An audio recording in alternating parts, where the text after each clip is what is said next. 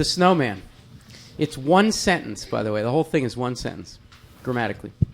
One must have a mind of winter to regard the frost and the boughs of the pine trees crusted with snow, and have been cold a long time to behold the junipers shagged with ice, the spruce rough in the distant glitter of the January sun, and not to think of any misery in the sound of the wind, in the sound of a few leaves, which is the sound of the land full of the same wind that is blowing in the same bare place. For the listener, who listens in the snow and nothing himself, beholds nothing that is not there, and the nothing that is. It's quite a brain teaser.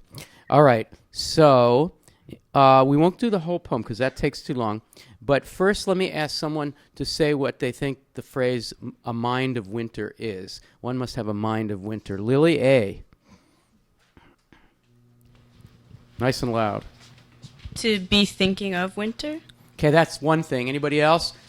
I've forgotten your name already. David. Like strong-minded.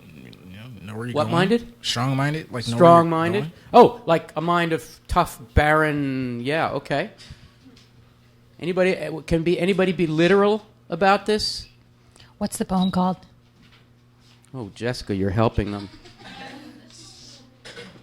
Rebecca Caton, what could a mind of winter literally be? You're from a cold your brain north is actually place. made of snow. And who would be that person? Well, a snowman. But if you are from North Dakota and you spend a lot of time in winter, then you feel like your brain is made of snow. Nice. And Stevens, although not a North Dakotan, actually visited there once briefly and didn't come back. But in Hartford, Connecticut, West Hartford, once in a while in those days it got really cold. And yes, I think Rebecca's right. So we have here an idea, a mind of winter, and you have this kind of frozen emptiness, barrenness, maybe even toughness, as David suggests, in the phrase, if you have a mind. So one must have that kind of mind in order to regard the frost and the boughs. In order to regard. And so we need somebody to... Max, can you do regard? Tell us about regard. You can always say no, because I asked you, can you? In French, it means to see. That's right. What are you laughing at? No, I'm being entirely serious. No, the others are laughing. To see the frost and the boughs, Right. as it were. The boughs, yes. The boughs. Right.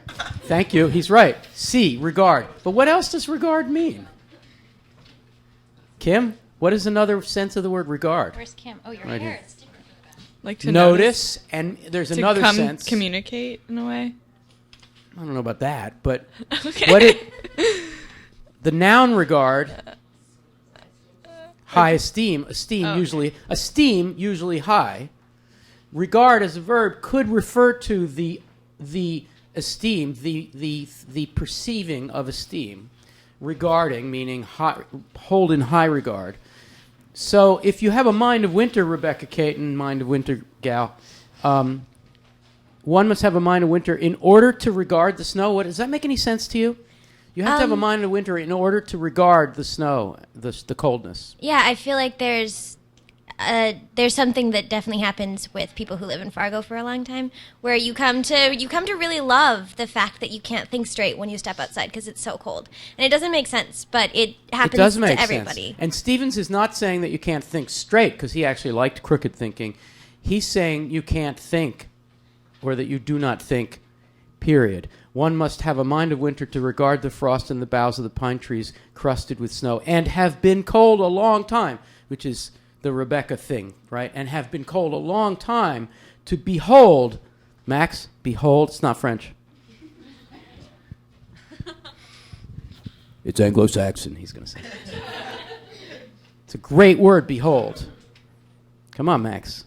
To Synonym. Well, it's similar. It's to apprehend. To apprehend, it has a slightly more physical sense to it, connotation, doesn't it?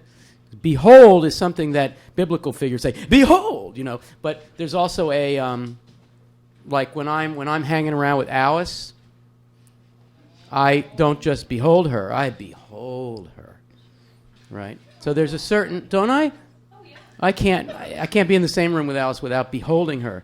So holding and beholding are very closely affiliated. So one must have a mind of winter to regard. One must be really empty-headed, so cold, so Fargo-esque, as to be completely numb and empty-headed and unthinking to regard the scene of the cold. And one must have been cold a long time in order to almost physically behold, be and behold, to be part of, to hug those junipers, those Christmas tree-like things shagged with ice, the spruces rough in the distant glitter of the January sun, and not to think. So one must be all these things and not to think of any misery in the wind. Okay, here we go. So figure that logic out. One must be all these things, Kelly Diamond, who doesn't like poetry, and not to think of misery in the wind. What's it mean? Why? Why would he say you have to be this cold? You have to be this cold and not to think of misery in the wind. It numbs you From what? from thinking. Well, I don't know. Misery is not a thinking thing, I don't think. Well, it From can be. feeling. A feeling, yes. She has mom and grandma to help. Grandma? Yeah, they can help. Does the wind have... Is the wind miserable? Does wind feel misery? Makes me feel misery. Makes you feel misery, but the wind is not miserable itself, right? Mm-hmm. Okay, so is there... If we intuit, if we decide there's misery in the wind, what are we doing? Kristen Martin? What are we doing? Keeping you guys alert back there. We're thinking. We're what? If we decide there's misery in the wind, then we are thinking. Say more. And so if in order to not think... There's no misery in the wind, but we think there is. Who typically, Michelle Taransky, thinks that there's misery in the wind? What kind of person says, oh, the wind is blowing, I'll do it for you? People who like to personify Yes. things. What kind of thinker-writer does that?